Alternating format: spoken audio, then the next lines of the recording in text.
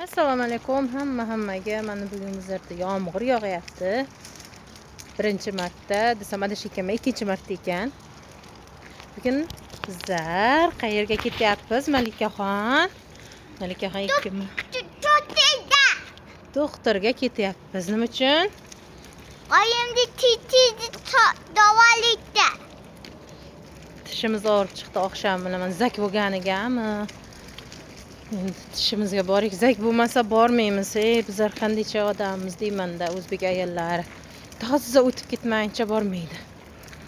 Ikkita tishim oqshom bilan liqillab, 3 ta dori ichib chiqdim. 3 ta dori bilan men endi ketyapman. Palvoncha ham oldim-da. Palvoncha. Ay vaqing. Xayr qil. Qo'lga naski yo'qman, yaxshilab qopti yomg'ir yog'di. Qo'lqopchalaringizni bir ko'rsating. Mana.